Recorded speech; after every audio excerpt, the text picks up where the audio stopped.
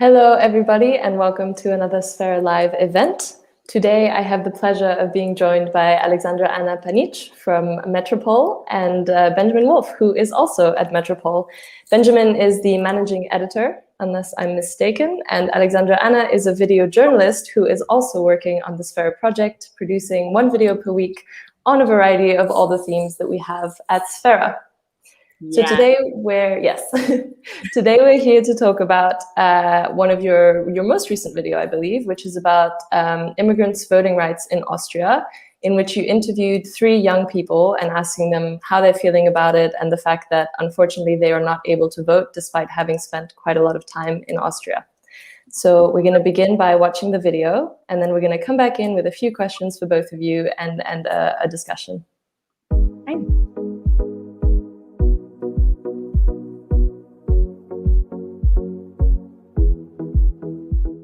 Believe it or not, Austria is a land of immigrants. There are 1.7 million people living here who were born abroad, and that's every 5th person.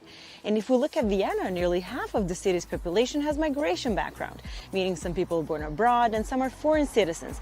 But what does this mean when it comes to their voting rights? But before we start, let me show you some data. Austria is in the top 3 countries in Europe with the most foreign-born population at 19.3% according to OECD data. Only Luxembourg with 47.3% and Switzerland with 29.7% have a higher share of international citizens. Even diverse societies like Germany, France, Spain and Italy have fewer than Austria. Due to the influx of refugees from Syria and Afghanistan in 2015, Eastern enlargement of the EU in 2004, as well as the addition of Bulgaria and Romania in 2007, the number of people with migration background in Austria increased by 35% in the last decade. However, only about 0.8% of foreign residents managed to obtain Austrian citizenship annually, leaving the rest excluded from political decisions. Ich bin 16 und ich kann immer noch nicht wählen. Und das wäre halt für mich was Bedeutsames, wenn ich halt wählen könnte. Und ich würde mich halt sicherer fühlen, weil es werden dennoch sehr viele Menschen nach Afghanistan zum Beispiel abgeschoben, die denselben Aufenthaltstitel haben. Und ich kann mir nicht vorstellen, in Afghanistan zu leben, weil ich quasi mein ganzes Leben hier aufgebaut habe und meine Zukunft auch darauf hinbaue. Ich sehe meine Freunde und allgemein Menschen in meinem Alter, die wählen gehen und schon Entscheidungen treffen. Und obwohl ich hier bin und hier geboren wurde, kann ich nicht mitreden und nicht mitwählen und nicht mitentscheiden, was mit dieser Stadt und allgemein mit Österreich passieren wird. Erstens, ich kann mir eigentlich meine Zukunft außerhalb Österreich gar nicht vorstellen. Ich bin hier zwar nicht geboren, aber ich bin hier aufgewachsen, ich habe die Sprache gelernt, ich gehe zur Schule, ich arbeite nebenbei, ich besuche Kurse und ich leiste was für Österreich, wenn ich darüber nachdenke. Und ich will halt schon das Recht haben, etwas in dem Land zu bewirken und für die Gesellschaft etwas zu leisten. Deswegen möchte ich eben die Staatsbürgerschaft erhalten. There are 1.6 million citizens of voting age in Vienna, but only 1.1 million Viennese can vote on the municipal and district level. But politically, the most important elections are at the national level, and there the exclusion applies to all non-Austrians. In this case, 30% of the Viennese are unable to vote. But how can we solve this? Some solutions include easing the naturalization process, broadening voting rights, or developing a concept of urban citizenship detached from residency status. And Deputy Mayor and City Councillor for Integration Christoph Wiederkehr wants to discuss these topics with his team of experts. This month, he presented Wiener Integrationsrat, a body consisting of 10 experts from the fields of integration and migration. Together, they will regularly discuss central issues concerning the city's integration and diversity policy.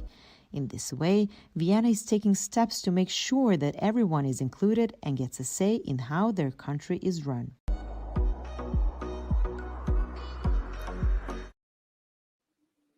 Great. Hello again. That was the video, which I very much enjoyed. So my first question is for you, Alexandra-Anna. What specifically inspired you to choose this topic for your video? You yourself live in Vienna. Yes. Well, this topic, I have to say, it's it's been going on already for years. So it's a big topic in Austria. But I have to say, I think the breaking point was actually last year when we had Viennese, so Wiener Wahl, like Viennese voting. So yes, election. Sorry. Yeah.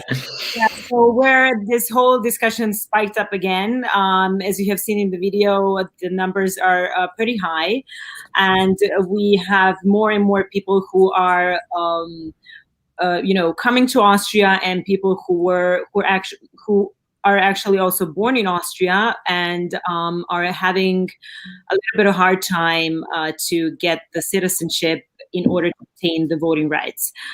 So I am sure the bench can tell you more about these numbers. But currently, yes, we're having a problem in Vienna, and we're having a discussion not just in Vienna, but like Austria-wide about the citizenship in general, where we didn't get much positive comments from the current politicians saying that, yes, so there were actually some suggestions that the citizenship should be changed, the way it's obtained, that people who are born here should definitely get it automatically, meaning that the citizenship should be changed from EU's sanguine, meaning like you're getting the citizenship according to your mom or according to your dad.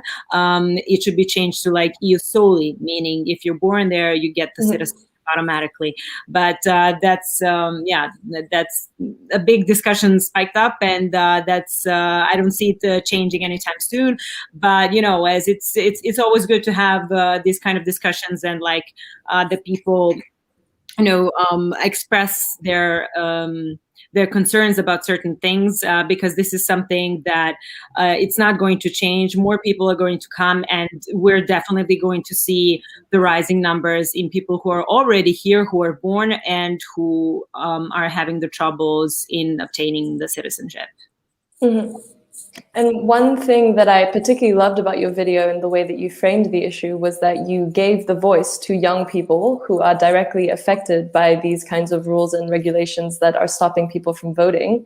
And I was just wondering, how did you find these young people? Are they part of an activist network, or did you just do some outreach? Yes. So we actually, for the Sphera project, we partnered up with a youth organization that is called Jugend steht auf, which basically means youth is standing up. And they like to call themselves the youth organization with spice and flavor, which that's what they really are. They cover diverse topics, and they are very educational. So also they take part in diverse protests, but all of those protests are related to human rights issues. For example, like racism. I mean, they definitely cover anti-racism topics, anti-Muslim topics, then everything that's related to people of color, then also LGBTQ rights, but in relation to young people. So they are very, very diverse and a dynamic group of young people. So I thought that's the best address to find the people for this reportage, which is very, very crucial for Austria. Absolutely. And now I have a question for the both of you, following on this theme of young people and activism.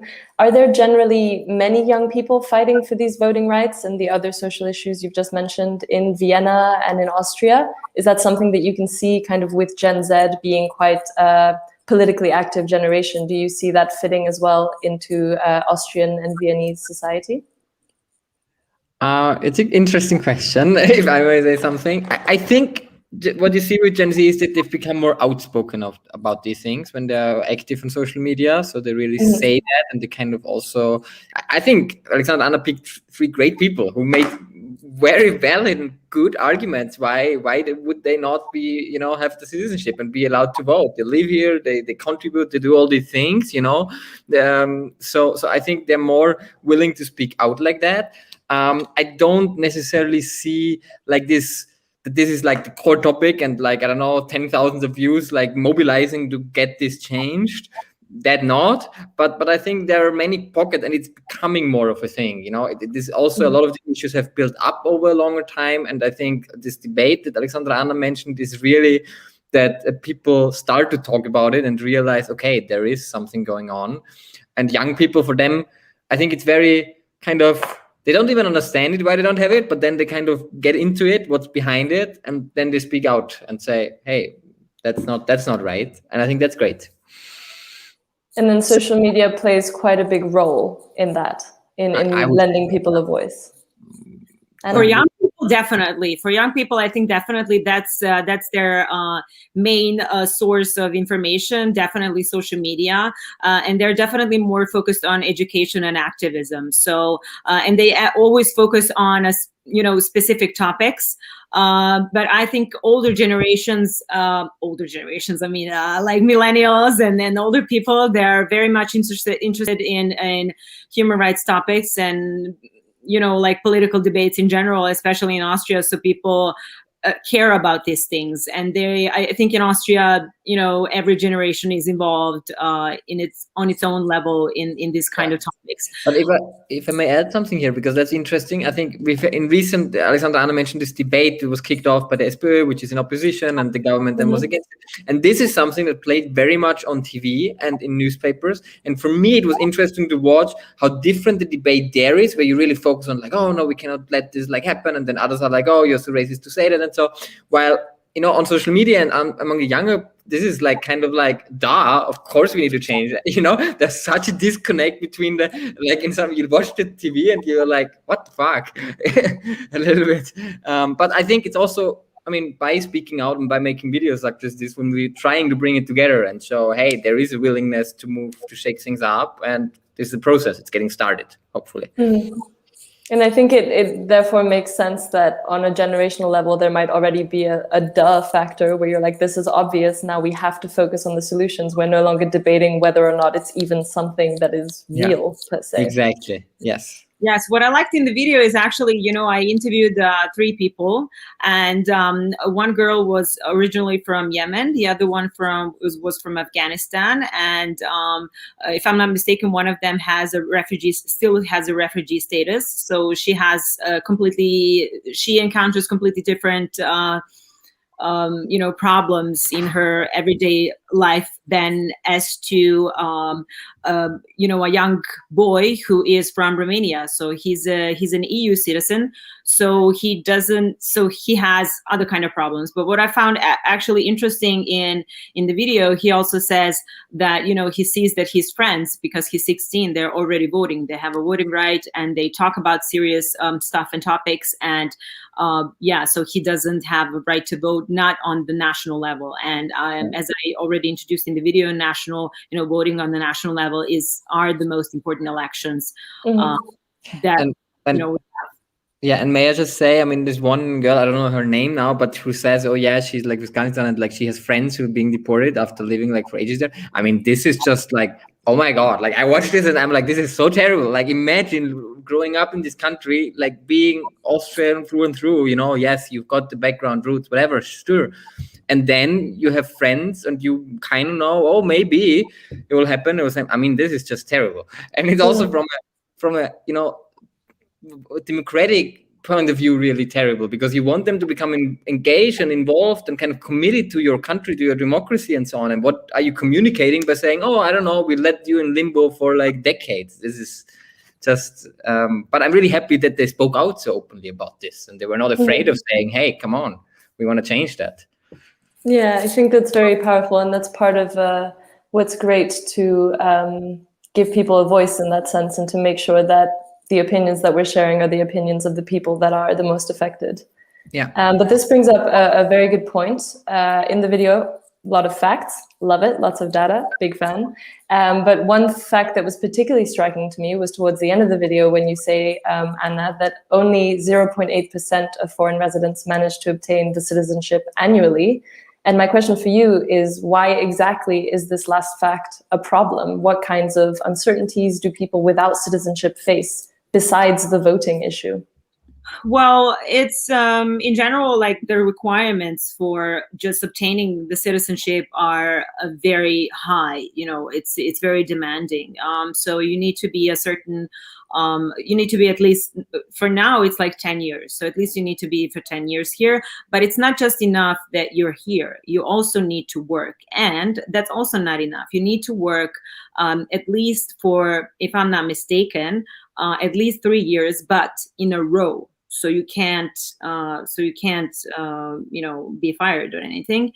And at the same time, you also need to provide how much money you make. And there is a certain amount of money that you need to showcase, so that you are eligible for this citizenship. And that is what I think a lot of people struggle with, actually, you know, because especially in Corona time, you know, it has really declined. The people applying for citizenship because a lot of people lost jobs and they just couldn't fulfill the criteria.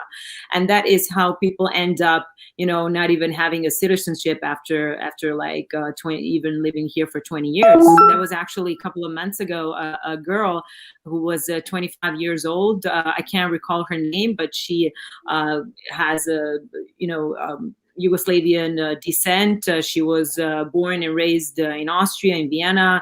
She studied here, then she went to Germany, to Hamburg, studied over there as well. And when she came back and wanted to apply for a citizenship, they told her, oh, well, you need to showcase your German skills. You need to showcase, you know, how much money you make. You don't fulfill the criteria right now, but you know, in some time, like, you know, you will, you know? Which is ridiculous, because that girl spoke perfect German and she was born and raised here, you know. So this is like the kind of like tricky things that are part of the administration.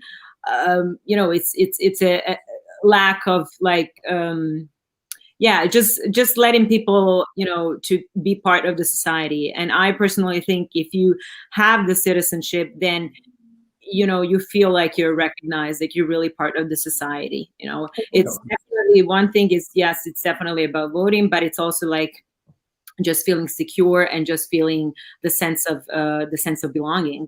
So that is really something that is, and just having, you know, an equal treatment, you know. So it's both something that can be symbolic in the sense that it's acceptance, and also something that is literal, because it will remove so many obstacles in people's lives, administrative, financial. Absolutely.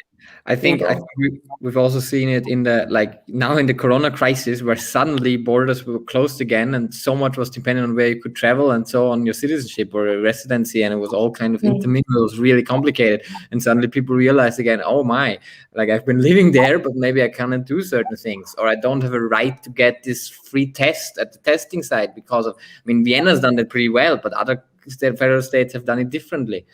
And then, of course, as Alexandra-Anna mentioned, depending on if you're a EU citizen, third country national, maybe even refugee, the hurdles get ever bigger. That state authorities may just decide one day they want this, or they kick you out, or you lose your health insurance, whatever, which is just like a terrible thing to contemplate while you have been living in this country for such a long time.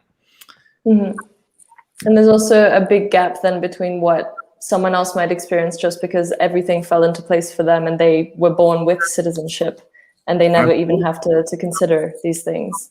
Absolutely. I mean, one of these very notable things is, and we have some good statistics on that we have, I think, 80,000 people now, 80,000 young people who were born in Vienna, who've lived all their life in Vienna. You know, they are 18, 16, 17, 20, and they're not Austrian citizens. They're Turkish, whatever, Serbian, and so on citizens. And it feels weird, you know, over a while. And you are like, what does this society want from me? I'm here, I'm living here, I go to school here, I work here, I am Austrian, Viennese, whatever. And I just don't have it. And I don't have a chance maybe to get it even easily, because I'm not a banker. I don't earn that much. So I'm not even getting it if I want it. So I think symbolically, that's a terrible thing to do. Like, I totally changed that, but that's just my personal view.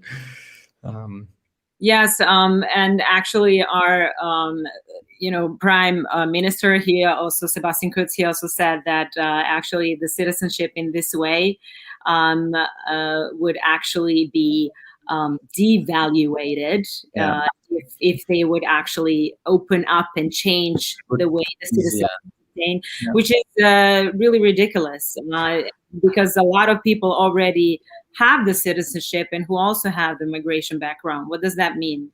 Did they also devaluate the citizenship? Have they been doing that for the past like 20, 30 years? Like Frank, if just a word on this, because it also riled me up so much. Like for me personally, it upgrades the citizenship if people want to get it. It's a thing that we should be proud of, that people want to come here, they want to take our citizenship, they want to not only be part of the country, they live here, but actually take on responsibility, because being a citizen, you have some responsibilities as well. And it's completely the opposite for me, and if the citizenship is just for people who are born with it, I mean, you don't do anything for that. Of course, you then grow up and you grow into it. That's great too. But it's just, it's a really good thing if people want to get the citizenship, and we should be proud of that. And it's the total opposite. As you can probably tell, I'm not a great fan of our chancellor, but yes. Well, to speak of your chancellor, the current government that he's leading is quite known for its hard stance on immigration. But in the video, we still see that of the countries of Europe, Austria is number 3 in the top 3 immigrant-friendly countries. So how would you square away these facts? Is there perhaps a shift in attitudes happening, or?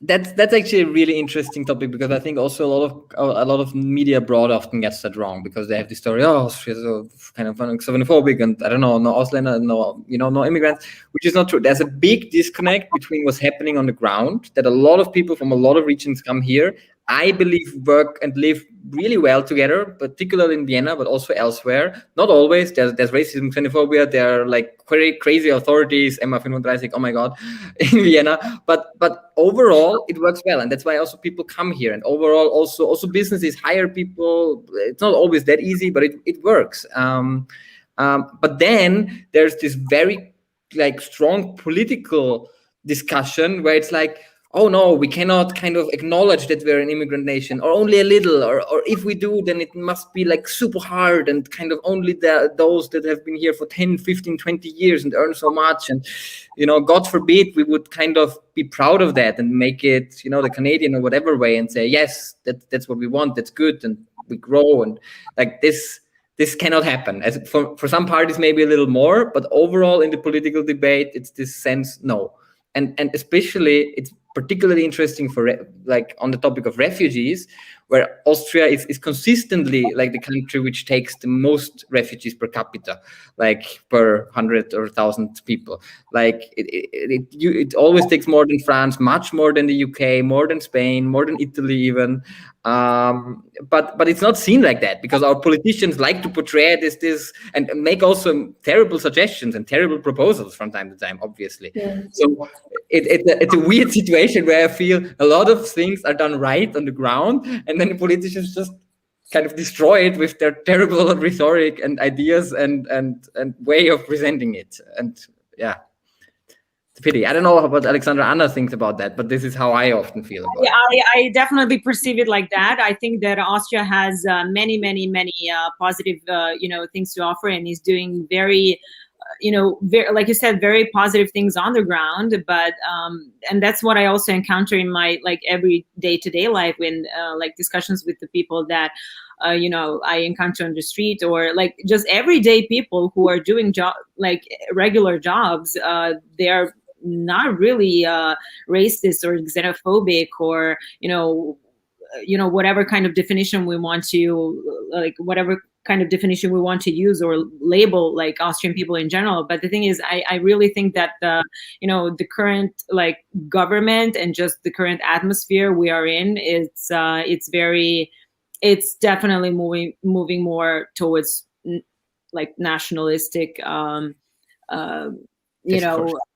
discourse. And it's actually a shame, because like I also mentioned in the video, believe it or not, Austria is an immigrant country, because not a lot of people know how many foreigners and how many people with immigrant background actually live here. And that Austria, yes, everyone was surprised who watched the video that actually Austria is among the top 3, because in the mass media, it's not presented like that. You always hear about France, you hear about Germany, you hear about the UK, okay, the Brexit, not anymore, but you know what I mean. That it's just like you always hear about other big countries, but you don't hear about necessarily about the smaller countries, like which is in this case Austria, that has a really, really big number of people with migration background. Yeah, so we will see what will happen in the future, but it's definitely good that we have discussion in Austria, and it's good that we have it on many levels, like we already said, whether is it on social media, whether is it in the mass media context. And I have a follow-up question for you, Anna. So in the video, you talk about one of the solutions being potentially to ease the naturalization process, or to create something new, some kind of urban citizenship, something that's a little bit more detached from this formality of naturalization. You've given us already a little bit of an overview of the process to do with languages and earnings and that kind of stuff, but do you have any idea of what some concrete steps might be that could be taken to make it easier for future citizens, in particularly young people? Oh, well, I mentioned in the video that some of solutions would actually include definitely the naturalization process. That would be the case in Austria, and there are already some organizations like SOS Mitmensch where they organized like a petition that you can sign. It's an initiative so that people who are born here, that they automatically are granted the Austrian citizenship if at least one parent has lived here for 6 years. But there are other things like broadening voting rights but the thing is, Austria needs to discuss that, like, how could they be broadened? Would it be like people who live here, for example? I think in Germany it's like people after 8 years they have voting rights. If I'm not level, yeah. I just wanted to mention that, like, so some countries, they do that. They say, okay, on the municipal level, no matter your citizenship, you can vote after a couple of years, which would be great, I think. In Austria, in Vienna, it's a little bit complicated because Vienna is both a city and a federal state. And as a federal state, it makes laws that are, tied to the citizenship. So that makes it a bit harder. Alexandra-Anna also showed in the video this migration council, or like integration, like advisory council. So there are also, of course, ideas to, make representation possible in different ways, even though you always run this risk. Like, I think this is a great idea, but at the same time, how many parallel structures do you want to build, and what's their legitimacy, and how much do you open up yourself to then criticism, to say, this is the kind of, the foreigner council, and this is the domestic council, and then they clash. So I agree. Ideally, we would just broaden the citizenship base, but in between, we should also do stuff, because we cannot just wait and say, oh yeah, that's how it is, and we don't do anything. Yeah, I think that's often a lot of the frustration I hear, especially from young people, is that being told to wait is it's like waiting for Godot. You're never sure if he's really going to come. So in the meantime, building more in the right direction, I think, is always a strong point to be made. And I have another question for you, Benjamin, because I've heard that you are the person with quite a lot of knowledge to share. And I was wondering if you could tell us a little bit about the role of Austria's geography and history as a bridge between East and West, and kind of this idea of a melting pot of cultures. Yes. I think geography, of course, is crucial, and also the history. Melting pot is a very American term. I like it, but maybe it's more of a kind of, Fruchtsalat, like fruit salad and stuff, which is great too in Austria. The thing is exactly that already, 100 years ago, actually, the Austrian population was a mix of all these people coming from across the whole of Central and Eastern Europe. And now it's become so again, and that's particularly like since the 90s and then 2000s, and there were several steps to that. There was, of course, There were Gastarbeiter first in the 70s, 80s. Then you had in the 90s people coming from former Yugoslavia, which broke apart. Some of them refugees, some of them just workers. Some of them also came later, actually, for to study. And then after 2004, when immigration became much easier for all these countries, Austria, one of those countries, they chose to come the most because they had relatives there. Kind of a lot of things, the cuisine, the way people interact are kind of similar and feel a little bit home, maybe a bit different, but a little bit home also. And I really think it's a beautiful thing. I even think, I'm also a partly studied historian. It makes some things right that went wrong 100 years ago, a little bit at least, where everybody went into this super nationalistic fervor and kind of like cut it all up and pushed everyone out. And now at least we're getting back to this. No, actually, it was better and it is better if people come together and can freely move and be here. So as you can tell, I'm a fan of this. I think it also makes sense, like geographically, culturally, everything. But it is, of course, a challenge for society and also its identity. And in Austria, you have this a bit strange situation that, on the one hand, you have this more multicultural Habsburg monarchy tradition, which some people now focus more on again and kind of try to draw strength from. But then you also have the classical post-war, okay, we are not Germany, we're a small, plucky nation on our own, and we speak German, but we speak German in an Austrian way. And also there's the Iron Curtain, and to the south there's Yugoslavia, and kind of we're just on our own, leave us alone. And to overcome that and get, again, a bigger mindset of, okay, actually people want to come here and we can grow together, and it just doesn't have to be this small, little, plucky thing and close the walls and borders.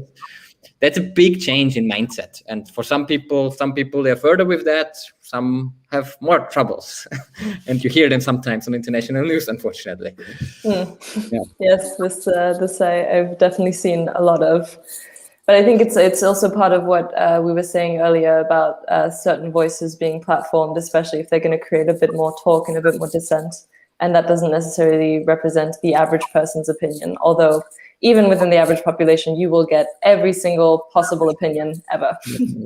Yes. But now let's focus a little bit more on Vienna specifically. So I was wondering if you could tell me a bit about the breakdown of immigrant communities in Vienna and what the largest immigrant communities are. Is it mainly countries that you border, or do you also have a lot of people coming from further away?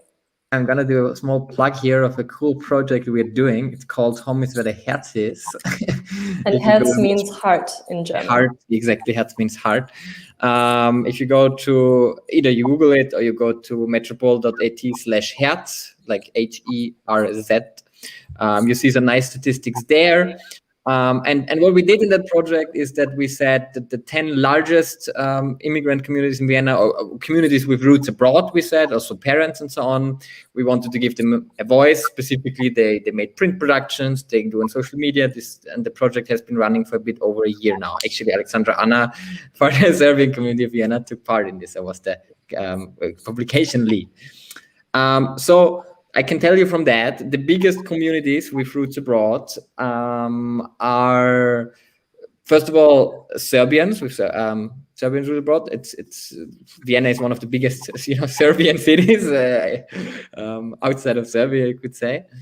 Then actually the second largest outside of Serbia. Number one is Chicago, and then Vienna. Or not.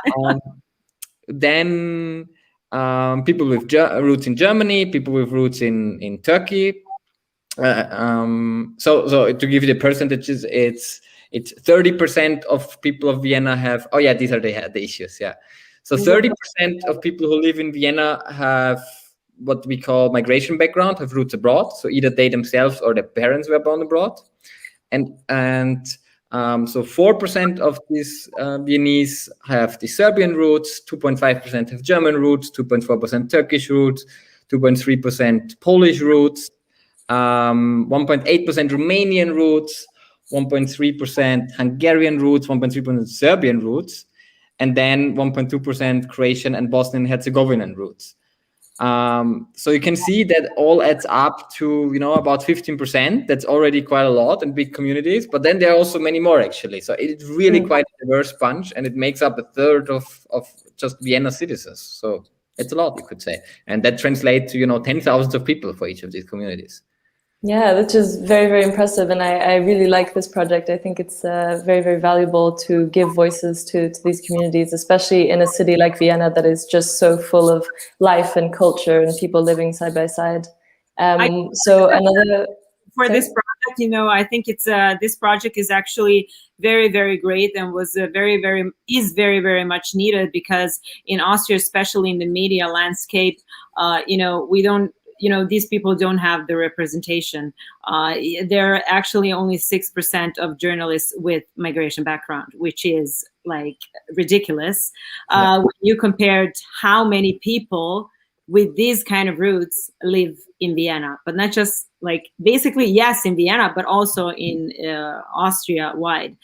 So this project is definitely the first project in a row media project that gave the voice to these kind of communities. So, and we are very, very proud of that. So to follow up on that, what kind of aspects do you focus on within the project? Is it, food, languages, that kind of thing? And what, in your opinion, makes up the features of a community living abroad? If you can be as broad or as specific as you like. I know it's a big question. So Alexandra-Anna, you can tell it a bit, and I can show it a bit in the meantime. This is multimedia. That's the issue that I've done with my team last year. So it was for December and January. So at the beginning we have the stats. It's usually about the stats in Vienna. So where the people mostly are located, how many women, men, how many people with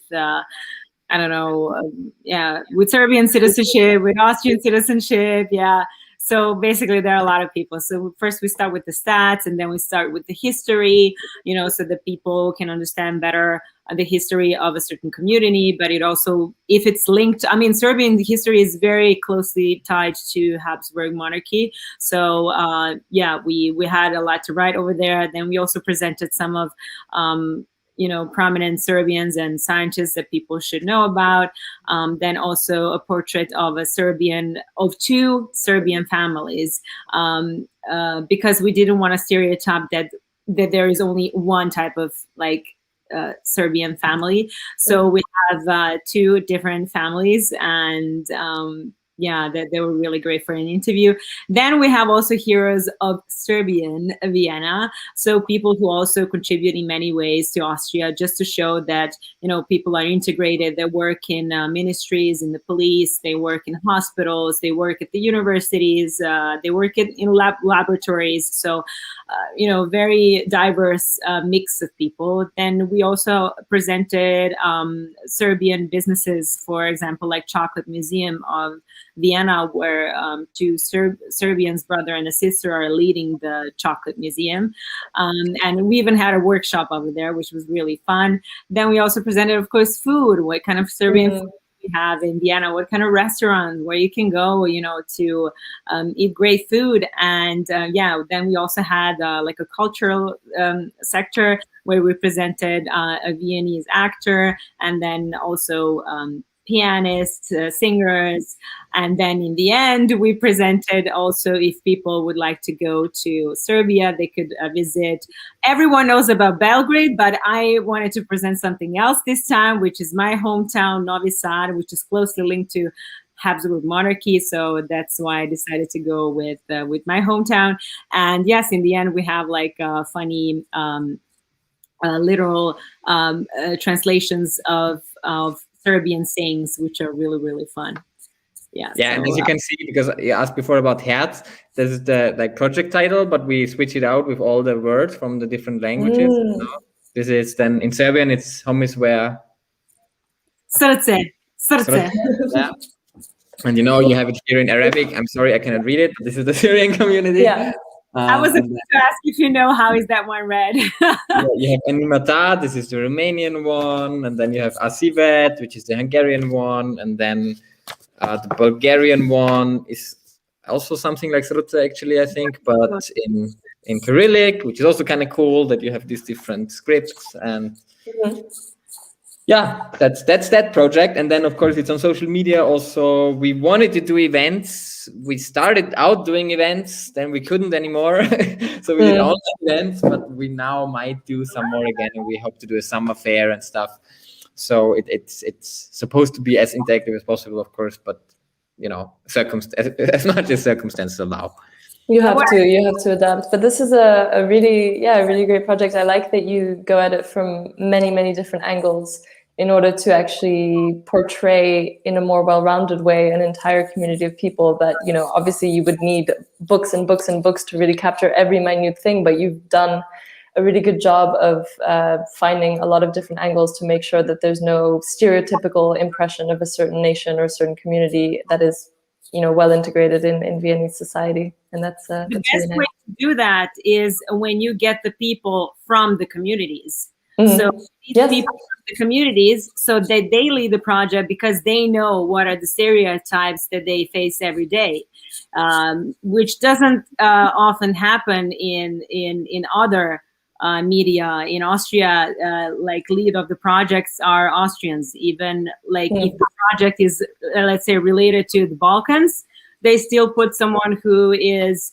you know, was born and raised in Austria and who has no linkages to the Balkans, you know, and then that's where, you know, the stereotypes come up, you know. So this is what we definitely wanted to avoid. So that's why it's the best way, you know, to present something without the stereotypes is basically going into the communities and getting those people to tell you their stories in their own way.